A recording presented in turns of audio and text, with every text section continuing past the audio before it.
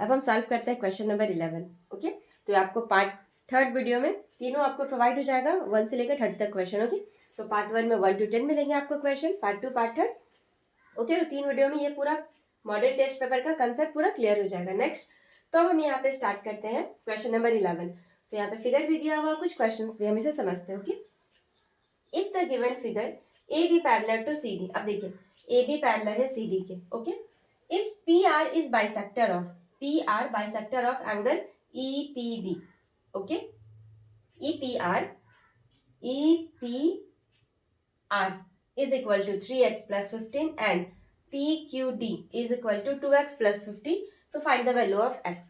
Okay, तो question आपको समझ में आ गया होगा, मुझे x का वैल्यू फाइंड करना है। अब मुझे कुछ कंसेप्ट को समझना। देखो, तो जब दो पैरेलल लाइन पे कोई एक लाइन ट्रांसवर्सल जाती है तो उसमें से कुछ एंगल्स ना इक्वल होते हैं। अब कौन एंगल इक्वल होता है? तो देखो यहाँ पे ये एंगल और ये एंगल इसके बराबर होगा, है ना। ये क्या हो जाएंगे? आपके अपोजिट एंगल से। ओके, यहाँ पे देखो ये पहला हो गया, ये एंगल और ये एंगल ऑल्टरनेट इंटीरियर एंगल कहलाएंगे। ये दोनों बराबर होंगे, ये और ये भी दोनों बराबर होंगे ऑल्टरनेट इंटीरियर से। ओके, ये एंगल और ये एंगल ये भी दोनों बराबर होंगे, है ना।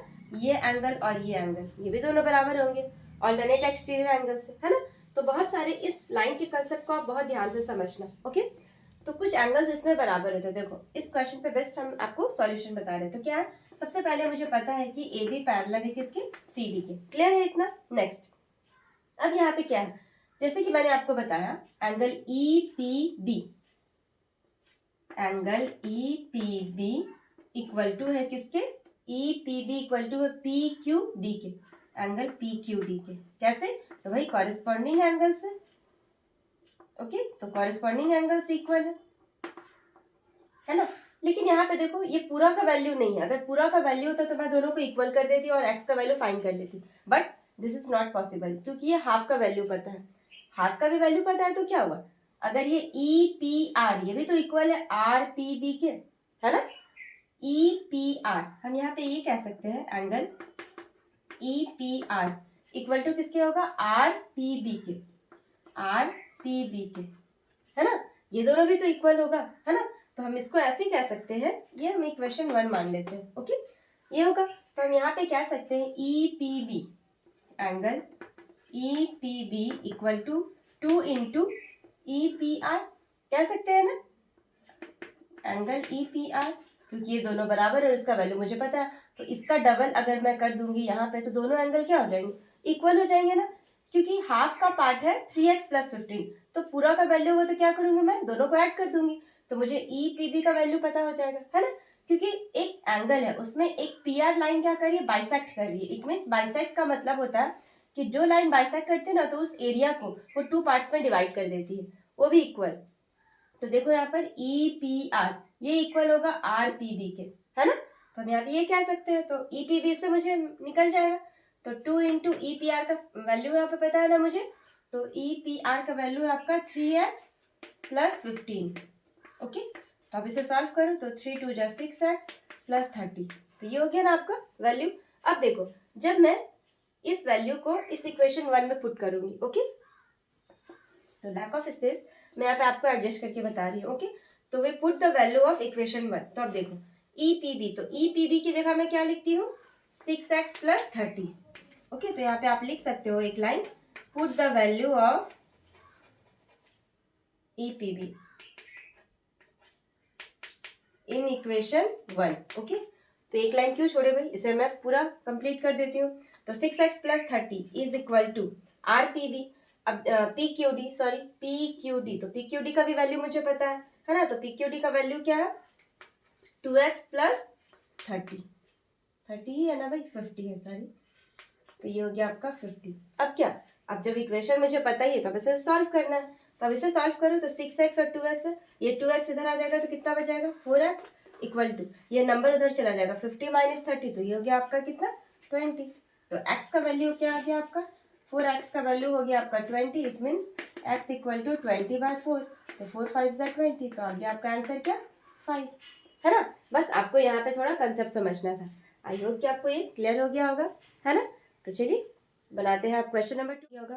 तो 11 पे बेस्ट है क्वेश्चन नंबर 12। ओके, तो आपको बस कंसेप्ट समझना है। तो यहाँ पे देखिए क्वेश्चन नंबर 12 में क्या है, in the given figure L parallel to M, M parallel to N। Okay, तो यहाँ पे 3 लाइन दिख रहे हैं ना, ये तीनों पैरेलल है ना। तो L पैरेलल लाइन है, एक M और एक N, तीनों पैरेलल लाइन है, और इसमें से एक ट्रांसवर्सल लाइन गया है ना, T। Which of the following is not true. अब इसमें बताना आपको आपको कौन सही नहीं है। तो ऑप्शन आपके पास बहुत सारे हैं।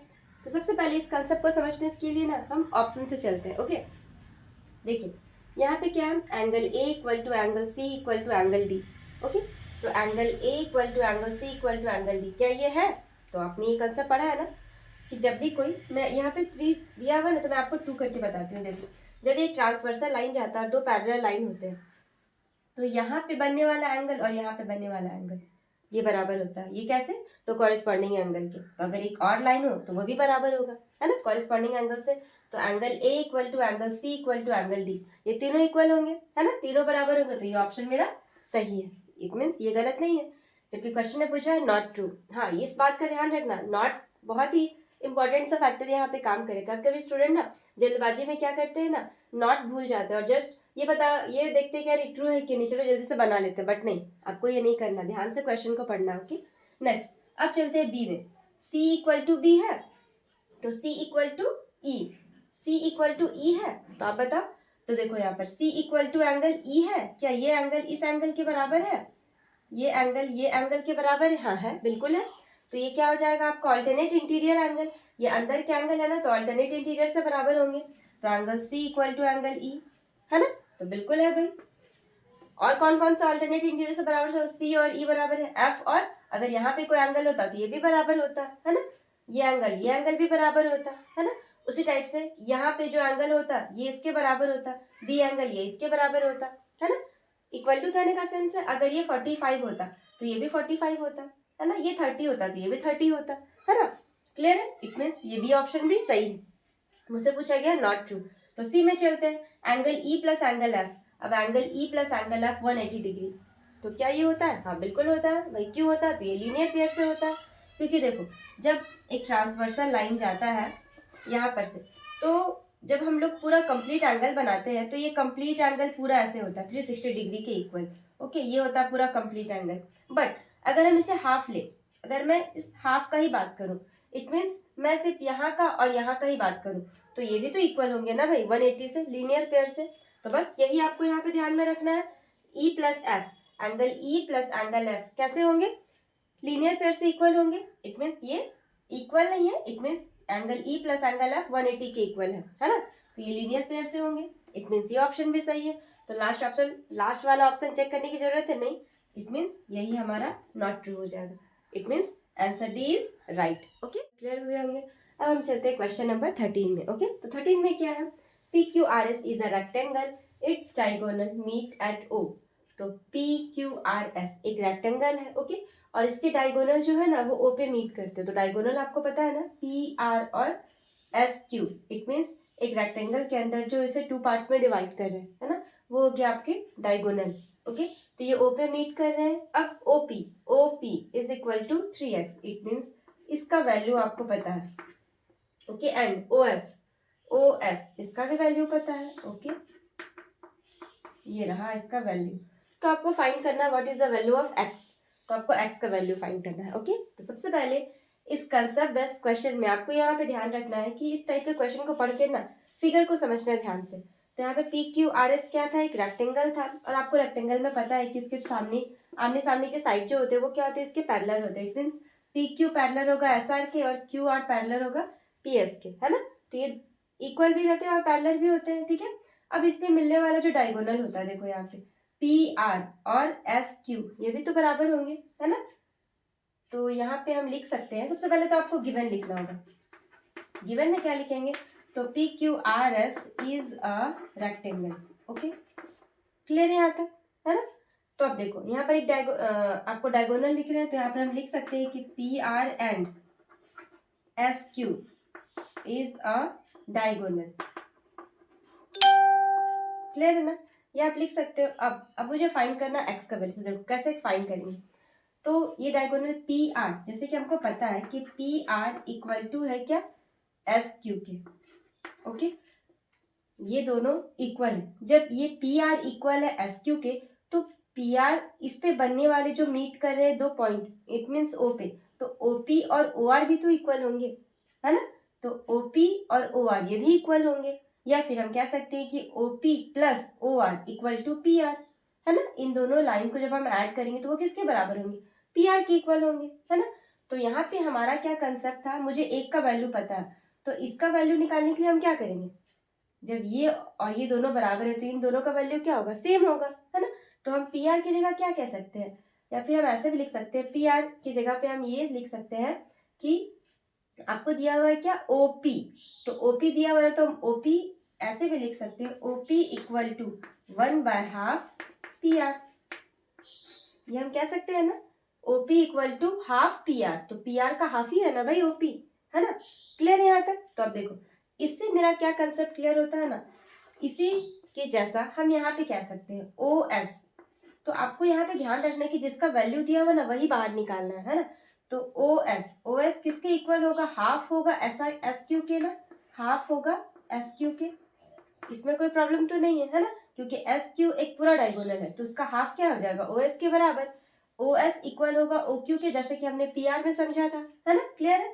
तो O S equal to half S Q, clear है। अब देखो यहाँ पे, तो ओपी का वैल्यू आपको पता था ना क्या है, तो 3x plus 2 equal to 1/2 P R, clear है। नेक्स्ट, अब इसको आप कट कर सकते हो, तो पहले इसको सॉल्व करो, तो देखो 3x plus 6 equal to 1/2 P R, तो ये इधर मल्टीप्लाई हो जाएगा, इट मीन्स ये हो जाएगा आपका 6x plus 12 equal to P R, clear है ना, है ना। अब नेक्स्ट, अब यहाँ पे देखो, अब तो ये सॉल्व नहीं हो सकता, तो ठीक है चलो, अब ओ एस का वैल्यू भी दिया हुआ है 2x plus 5 equal to half S Q, है ना। तो देखो अब ये क्या हो जाएगा, पहले मल्टीप्लाई, तो 2x plus 10 equal to 1/2 S Q, तो ये मल्टीप्लाई तो इधर चला जाएगा, तो ये भी मल्टीप्लाई हो जाएगा, ये डिवाइड के फॉर्म में तो इधर जाएगा तो मल्टीप्लाई होगा ना भाई, क्रॉस मल्टीप्लाई, ये हो गया आपका 4x plus 20 equal to S Q, है ना। अब देखो जब पी आर का वैल्यू इतना है, एस क्यू का वैल्यू इतना है, और जब मैं इस वैल्यू को इसमें पुट कर दूंगी तो वैल्यू तो आ जाएगा, है ना। तो आपको 6x प्लस 12 इसके जगह पे लिखना है, और तो हम यहाँ पे लिख सकते हैं, अगर हम तीसरा लाइन बना तो मैं यहाँ पे लिखती हूँ क्या, क्योंकि पी आर इक्वल टू है एस क्यू के, तो 6x पी आर की जगह पे हम लिख देंगे 6x plus 12 equal to S Q की जगह पे लिख देंगे 4x प्लस 20, बस आपको आप इसे सॉल्व करना है। तो 6x, ये 4x इधर आ जाएगा तो क्या हो जाएगा आपका 2x इक्वल टू, ये 12 उधर चला जाएगा तो 20 माइनस 12 हो गया आपका 8, तो x का वैल्यू आ गया आपका 4, ये हो गया आपका आंसर, है ना। तो आप देख लो ये कौन सा ऑप्शन में है। ओके, तो अब हम सॉल्व करते हैं क्वेश्चन नंबर 14 को। ओके, तो 14 में हमारा क्या क्वेश्चन है, आई होप कि 13 तक क्लियर हो गए होंगे आपको, है ना। तो देखिए, the coordinate of a point lying on y axis at a distance of 8 unit from the origin, it means हमें एक ग्राफ पेपर में शो करना है कि ओरिजिन से लेकर के y एक्सिस में कहाँ तक पॉइंट है, 8 तक है, तो उसके कोऑर्डिनेट का वैल्यू क्या होगा। ओके, तो चलिए इसे हम एक ग्राफ के थ्रू आपको बताते हैं। ये क्वेश्चन आई होप कि आपको समझ में आ गया होगा, क्योंकि ग्राफ तो आपने पूरा क्लियर किया ही होगा, है ना। तो ये है आपका एक ग्राफ पेपर, सपोज यहाँ पे होता है आपका एक्स एक्सिस और यहाँ पे होता है आपका वाई एक्सिस। ओके, तो थोड़ा सा हम इसे कवर कर लेते, क्लियर कर लेते हैं। ये यहाँ पे होता है 0, जिसे हम नाम दे दें ऑरिजिन, 0 नहीं ओ, इट मीन्स ऑरिजिन हो गया ये। ओके, क्लियर यहाँ तक। अब यहाँ पर क्या होता है कि इस एक्स एक्सिस को हम लोग कह सकते हैं एक्स कोऑर्डिनेट, या फिर इसे एब्सिसा भी कहते हैं। ओके, तो ये एक्स कोऑर्डिनेट या फिर एब्सिसा भी कहा जाता है, and the Y axis is known as the Y coordinate और ऑर्डिनेट। ओके, तो यहाँ पे भी कुछ नंबर्स होते हैं ड्रॉ करने के लिए, देखो यहाँ पे हमसे शो करके बताते हैं आपको 1 2 3 4 5 6 7 8, तो एज इट इज यहाँ पे भी होगा कुछ 1 2 3 4 5 6 7 और ये क्या आपका 8 तक। ओके, यहाँ पे y है तो हम यहाँ पे लिख सकते हैं y एक्सिस, क्लियर है यहाँ पे।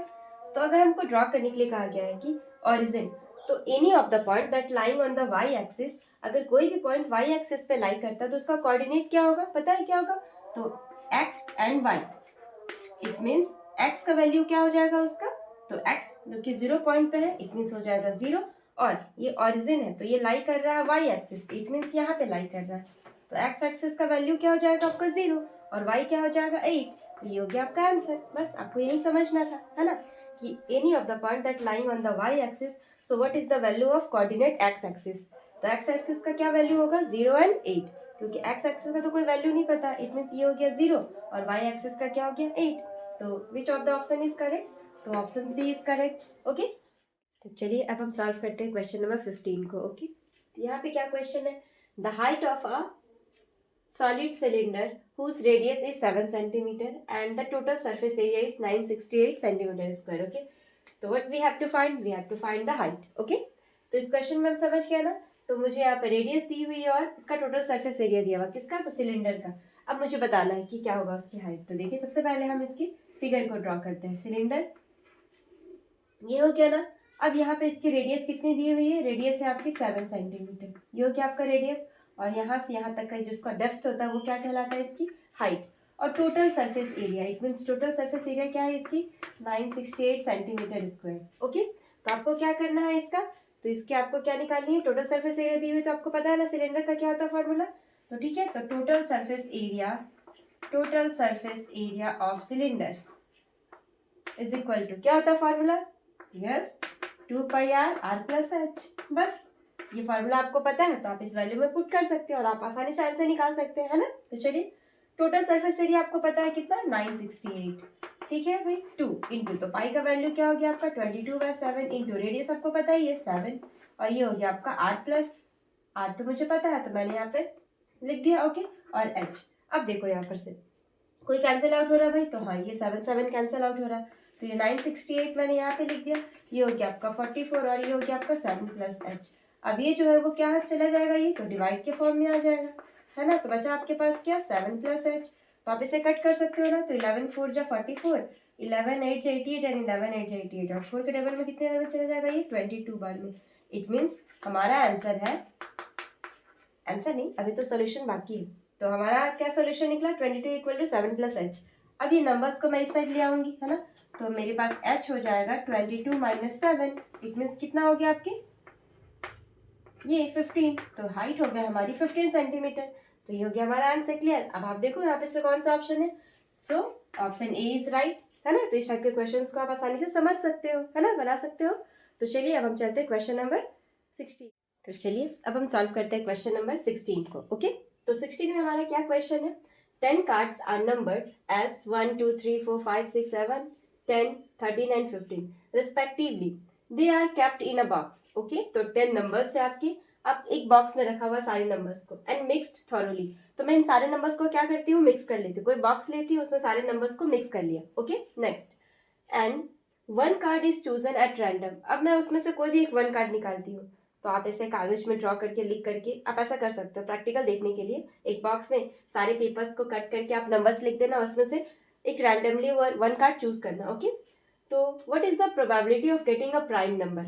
अब उस सभी कार्ड्स में से प्राइम नंबर को चूज करने का क्या ऑप्शन होगा? इट मीन्स कितने आपके प्राइम नंबर्स आ सकते हैं, उसकी प्रोबेबिलिटी बतानी है। तो यहाँ पे प्राइम नंबर का बात क्या है? ओके, तो आपको प्राइम नंबर तो पता ही होगा। प्राइम नंबर क्या होता है? Any number that is divisible by 1 and own, that is known as prime number, है ना। तो आप अब मुझे बताओ कि इस नंबर्स में से कौन प्राइम नंबर होंगे आपके। तो सबसे पहले हम जानते हैं नंबर्स के बारे में। टोटल प्राइम नंबर, तो देखो टोटल प्राइम नंबर, आपके प्राइम नंबर क्या है? तो सबसे पहले आपको प्राइम नंबर्स चूज करने की क्या प्रोबेबिलिटी है वो हमसे पूछा है ना। तो पहले प्राइम नंबर मैं निकालती हूँ। ओके, तो प्राइम नंबर कौन कौन होंगे आपके? तो देखो यहाँ पे 1 क्या प्राइम नंबर है? नहीं, 1 is neither prime number nor composite number, है ना। और जब मैंने प्राइम नंबर आपको बताया तो कंपोजिट भी बता देती हूँ। कंपोजिट क्या होता है? तो any number that is divisible by 1 own and other numbers, so that is known as composite. Okay, तो प्राइम नंबर इसमें से कौन होंगे? 2 होंगे। 2, यस, वेरी गुड, 2 एक प्राइम नंबर है। नेक्स्ट 3 ये 1 से जाएगा और खुद के टेबल से जाएगा, तो 3 भी एक प्राइम नंबर होगा। 4 नहीं, 4 क्या होगा? एक कंपोजिट, तो ये बिल्कुल भी नहीं होगा। 5 it's really a prime number. 6 that is composite number. 7 आप बताओ, यस 7 एक प्राइम नंबर है। 10 no, 13 yes, so we are getting the 5 prime numbers. Okay, so 2 3 5 7 13 ये हो गया आपके प्राइम नंबर। तो टोटल कितने हो गए आपके? 5। अब इसमें पूछा गया था कि what is the probability of getting prime number. तो मुझे प्राइम नंबर तो 5 है, लेकिन टोटल मैं कितने में से निकाल रही हूँ? तो टोटल नंबर क्या हो गया आपके? टोटल कितने में से प्राइम नंबर निकालना है? तो टोटल नंबर्स कितने हैं आपके? तो 1 2 3 4 5 6 7 8 9 10 नंबर्स है, तो टोटल नंबर हो गया आपके 10। तो मुझे प्रोबेबिलिटी पूछा गया ना, तो प्रोबेबिलिटी मैं लिखूंगी यहाँ पे probability of getting prime number, ये आप पूरा क्लियर कर देना। ओके, तो यहाँ पे हम लिखते हैं probability of getting prime number equal to, तो प्राइम नंबर कितने हैं 5 और टोटल नंबर कितने हैं 10। इट मीन्स 10 में से मैं प्राइम नंबर तो कोई भी आ सकता है एक बार में ना, तो बस मैंने 5 तो टोटल लिख लिया। अब इसे कट करो, 5 1 जा 5, 5 2 जा 10, इट मीन्स 1/2 है ना। तो टोटल नंबर से प्राइम नंबर 5 है, तो 5 तो कोई भी आ सकते हैं ना, तो हमारा आंसर क्या हो गया 1/2। यहाँ पे टोटल नंबर, यहाँ पे प्राइम नंबर। बस आप इस टाइप के क्वेश्चंस को आसानी से बना सकते हो। अब देखो 1/2 कौन सा ऑप्शन में है, यस, तो B option is right. Okay clear. हम सॉल्व करते हैं क्वेश्चन नंबर 17 को। ओके, तो in which of the following quadrilateral the diagonal are always equal. अब आपको यहाँ पे 4 ऑप्शन दिए हुए, मुझसे आपको बताना है कि कौन सा ऐसा क्वाड्रिलेटरल है जिसके डायगोनल इक्वल होते हैं, है ना। तो पैरेललोग्राम हो या फिर रोम्बस हो या फिर रेक्टेंगल हो या फिर ट्रेपेजियम हो, all these fours are known as quadrilateral, है ना, क्योंकि सबके 4 साइड्स होते हैं। तो आप पैरेललोग्राम की बात करो तो देखो एक एक करके हम इसे समझते हैं। ये आपका पैरेललोग्राम।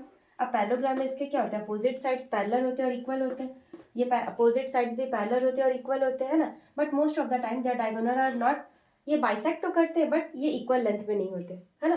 तो option A is wrong, rhombus. अब हम रोम्बस की बात करते हैं। तो rhombus that is sometimes it is the tilt of square. Okay, ये थोड़ा सा टिल्ट होता है, कैसे, स्क्वायर से। स्क्वायर में 4 साइड्स होते हैं, तो ये तो वापस से पैरेललोग्राम बन गया। ओके, तो यहाँ पर आप बना सकते हो इसे स्क्वायर, तो ये हो गया आपका स्क्वायर।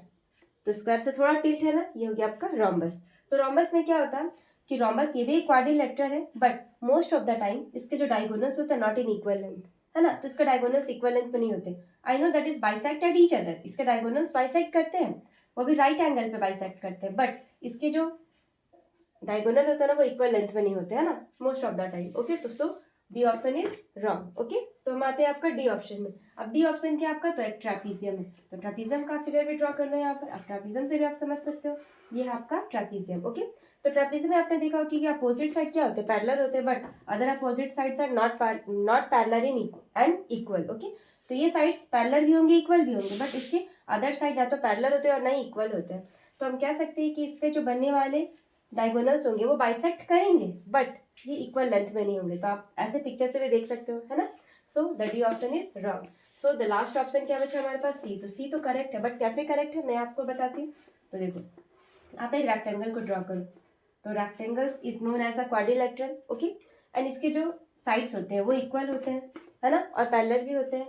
तो अब देखो, अब इसकी बात करते हैं हम, इसके सभी साइड्स तो बराबर नहीं होंगे, अपोजिट साइड्स इक्वल होते हैं। ओके, और ये बाइसेक्ट कैसे करते हैं आपके, तो राइट एंगल पे। ये तो क्लियर है आपको, है ना, ये राइट एंगल पे आपको बाइसेक्ट करते हैं। ओके, यहाँ पे सभी राइट एंगल होते हैं, तो इस पे बनने वाले जो डायगोनल्स होते हैं ना that is an equal length. Okay, तो ये आपके इसके लेंथ क्या होते हैं, हमेशा इक्वल होते हैं। तो so the option is rectangle. Okay, तो हमारा सी ऑप्शन करेक्ट होगा। आई होप कि आपको क्लियर हो गया होगा। तो चलिए अब हम सॉल्व करते हैं क्वेश्चन नंबर 18 को। तो 18 हम पढ़ते हैं। तो हम क्वेश्चन में क्या है, 2 points having same abscess but different ordinate. Okay, तो 2 पॉइंट ऐसे हैं जिसके सेम एब्सिस है और डिफरेंट ऑर्डिनेट है। ओके, तो ये किस पे लाई करेगा, तो सिंपल सा क्वेश्चन है भाई। अगर ये कार्टेशियन प्लेन है, ओके, ये ऑरिजिन है, ये एक्स एक्सिस है, ये वाई एक्सिस है। ओके, तो 2 पॉइंट जिसके सेम एब्सिस है, तो एब्सिस है that is known as X coordinate ना, तो एक्स कोऑर्डिनेट को हम एब्सिसा कहते हैं। अब जो 2 पॉइंट है वो एक्स कोऑर्डिनेट पे है, तो वो किसके पैरेलल होगा, जो अनदर नंबर होगा वो किसके पैरेलल होगा, वाई एक्सिस के, है ना। तो बस क्वेश्चन देखते हैं, आंसर क्लियर हो गया। क्या है, 2 points having same abscess but different ordinate में लाई ऑन, तो ये किस पे लाई करेगा, एक्स पे तो पहले से ही लाई कर रहा है, तो अब दूसरा ऑप्शन किस पे लाई करेगा, वाई एक्सिस पे। So the line parallel to the Y axis, so the D option is right, है ना। बस क्वेश्चन को समझना है। ध्यान करते हैं अपने क्वेश्चन 19 को। ओके, 18 तक आई होप कि आप पूरी तरह से क्लियर हो गए होंगे, है ना।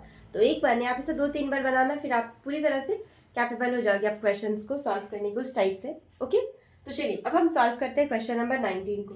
तो 19 में क्या है, असर्शन और रीजन पे बेस्ट क्वेश्चन है। इट मीन्स कभी कभी क्वेश्चंस इस टाइप के दे देते हैं, है ना, तो आपको यहाँ पे समझना है। रीजन देखिए, असर्शन जो एक्सप्लेन किया गया है किस पे बेस्ट है, रीजन पे बेस्ट है, मतलब ये जो रीजन दिया है क्या ये वो उसकी सही एक्सप्लेनेशन करता है, हमें बताना है। तो आपके ऑप्शन 4 दिए हुए है ना, कि क्या सही है कौन सही नहीं है, क्या ये इसकी सही एक्सप्लेनेशन कर रहा है या फिर ये एक्सप्लेनेशन गलत है। तो ऑप्शन आप क्लियर है ना, कि आप समझ गए होंगे। तो चलिए हम इसके एक्सप्लेनेशन करते हैं। अब देखिए ये असर्शन है। असर्शन में आपको बोला गया है reciprocal of 100 to the power -10 is इतना, तो आपको दोनों पक्ष देखना है। ओके, इट मीन्स दोनों को ध्यान में रखना है।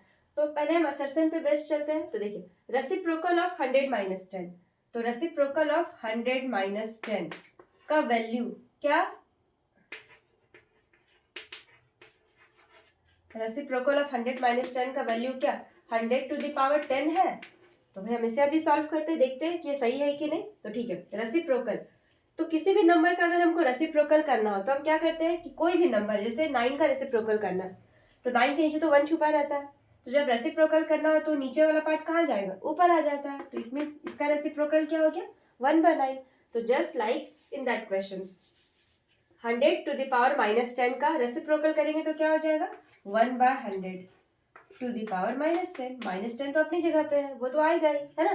तो जस्ट इसका रेसिप्रोकल हुआ, इसका जो नीचे 1 छुपा था वो 1 ऊपर चला गया, है ना।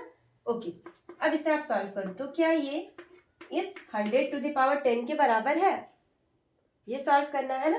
तो ये सॉल्व करने के लिए मुझे इसकी हेल्प लेनी पड़ेगी। पता है क्यों? क्योंकि देखो जब कभी भी आप देखो कि अगर मान लेते हैं ये 7 है और 7 का पावर -6 है, तो इसे हम ऐसे भी लिख सकते हैं या फिर इसे हम ऐसे भी लिख सकते हैं 1/7 टू द पावर 6, है ना। ये एक फॉर्मूला है। यहाँ पे देखो जब भी कोई वैल्यू 1/a है और उसकी पावर m है, तो अगर हम 1 नहीं लिखना चाहे ना, इसे हम फ्रैक्शन के रूप में नहीं लिखना चाहे तो हम इसे ऐसे भी लिख सकते हैं a to the power -m, है ना। तो बस इसमें भी वही करना है। यहाँ पे क्या है 1/100 टू द पावर -10, तो इसे हम ऐसे भी लिख सकते हैं 100, ये माइनस हट जाएगा तो पावर क्या हो जाएगा 10। तो ये देखो ये और ये दोनों इक्वल हो गए ना, है ना। It means A is true, A सही है ना। इसका अगर हम रेसिप्रोकल करेंगे तो जाहिर सी बात है कि इसकी वैल्यू क्या आएगी 100 टू द पावर 10 आ गई ना। तो ये कैसे आया भाई, इसकी हेल्प से आया ना, रीजन को मैंने माना क्योंकि ये फॉर्मूला ही है 1/a to the power m equal to a to the power -m। हाँ है, बिल्कुल है, और ये दोनों सही है ना। आप कह सकते हैं ना मैंने इसकी हेल्प ली, इट मीन्स ये है फॉर्मूला और इसी पे फॉर्मूला में बेस्ट ये क्वेश्चन है। तो it means A and R both are right, okay, both are correct and the R is the correct explanation of assertion. हम कह सकते हैं ना कि आर सही व्याख्या करता है किसकी, ए की, असर्शन की। तो इसमें ऑप्शन कौन सा होगा, तो ए ऑप्शन इज ट्रू। यहाँ पे स्पेस नहीं था इसलिए मैंने ऑप्शन यहाँ पे नहीं लिखा, ओके। तो आप ए में टिक कर सकते हो कि कौन है, क्योंकि ये इसकी सही एक्सप्लेनेशन कर रहा है ना इसकी, ठीक है। तो क्लियर, तो ये option is right. I hope कि आपको समझ में आ गया होगा, है ना। क्वेश्चन नंबर 20 में क्या है, असर्शन में है the degree of the polynomial 2x + 5 का होल स्क्वायर -4z का स्क्वायर -20z। ये आपके क्वेश्चन है, ओके। अब इसके पीछे रीजन क्या दिया जा रहा है ना, the coefficient of z² is 0। एक मिनट, यहाँ पे आप क्वेश्चन को ध्यान से देखिए सबसे पहले आपके दो टर्म यहाँ पे दिए गए, एक होता है डिग्री और एक होता है आपका कोएफिशिएंट। चलिए मैं आपको एक क्वेश्चन के थ्रू समझाती हूँ, ओके। तो यहाँ पे डिग्री, दो चीज है। डिग्री क्या होता है, डिग्री इट मीन्स कोई भी इक्वेशन में जो सबसे हाईएस्ट पावर होता है ना। किसी भी, मान लेते हैं किसका आगे क्वेश्चन रहता है ये, तो आप सबसे हाईएस्ट पावर क्या है, ये 3 तो नहीं होगा ना भाई, 6 होगा, तो 6 हो जाएगा आपका डिग्री। यानी कि कोई भी इक्वेशन में जो हाईएस्ट पावर्स होंगे ना, वो क्या कहलाएंगे आपके डिग्री। क्लियर है। अब बात है कोएफिशिएंट की, तो कोएफिशिएंट क्या होता है, तो यहाँ पे देखिए कोएफिशिएंट जस्ट इसके बगल वाला, इट मींस z के क्यूब, z का जो क्यूब है उसका कोएफिशिएंट कौन होगा। अगर न्यूमेरिकल कोएफिशिएंट की बात की जाए तो क्या हो जाएगा उसकी 4, है ना। तो z क्यूब का कोएफिशिएंट क्या हो जाएगा 4, इट मींस उसके बगल वाला नंबर उसका कोएफिशिएंट कहलाता है। क्लियर है। तो आप देखिए, अब इस क्वेश्चन को आप ध्यान से समझिए। आप डिग्री और कोएफिशिएंट के बारे में तो समझ गए, क्लियर है। अब देखिए यहाँ पे क्या बोलता है, the degree of the polynomial 2x + 5² - 4z² - 20z। तो डिग्री इसमें कौन सा होगा भाई, तो डिग्री इसका सबसे हाईएस्ट पावर क्या है 2, है ना। तो इसकी डिग्री क्या हो जाएगी 2। अब उसके पीछे रीजन क्या देता है ना कि 2 इसलिए हुआ क्योंकि the coefficient of z² is 0। तो क्या z² का कोएफिशिएंट 0 है, नहीं, बिल्कुल भी नहीं, इसीलिए डिग्री हो गया, है ना। तो ये तो गलत है ना। देखिए ये दोनों अपनी जगह पे सही है, ये क्वेश्चंस है the degree of the polynomial, तो इसका डिग्री क्या हो जाएगा आपका, अगर हम असर्शन से बेस्ट अगर हम लोग क्वेश्चन है तो इसकी डिग्री हो जाएगी आपकी क्या 2, क्योंकि हाईएस्ट पावर क्या है 2 है। अब देखिए, अब रीजन में है द कोएफिशिएंट ऑफ z² का कोएफिशिएंट क्या है 0 है, इसलिए है नहीं। ये अपने जगह पे क्वेश्चन पे बेस्ट है, ये अपने जगह पे ठीक है, ठीक है, ये और ये दोनों सही है, बट ये जो रीजन है वो ए की असर्शन की सही एक्सप्लेनेशन नहीं करता है ना। ये दोनों अपने कथन है, ये दोनों स्टेटमेंट सही है, इसकी डिग्री क्या हो जाएगी 2 और इसे सॉल्व किया जाए तो, और जेड स्क्वायर इज 0, तो कभी कभी क्वेश्चन में ऐसा रहता भी है ना। तो हम कह सकते हैं कि यस ये दोनों अपने अपने जगह पे सही है। It means A and R both are correct, but R is not the correct explanation of A, है ना, ये इसकी सही व्याख्या नहीं करता है। It means the option B is right. ये अपनी जगह पे कॉन्टेक्स्ट सही है, ये अपनी जगह पे सही है, दोनों ही सही है, but according to the maths, according to this questions, this is not the correct explanation of assertion. Clear है, तो हमारा ऑप्शन बी सही होगा। इससे पहले जो हमने ए बनाया था उसमें क्या था कि जो रीजन था वो सही एक्सप्लेन कर रहा था क्वेश्चन को, है ना, बट यहाँ पे ऐसा नहीं है, इसमें दोनों डिफरेंट है, दोनों अपनी जगह पे सही है बट दोनों डिफरेंट है। ओके, इसमें डिग्री की बात की जा रही है और इसमें कोफिशिएंट की बात की जा रही है। क्लियर है, तो इसीलिए हम ऑप्शन बी को लेकर के चलेंगे, है ना।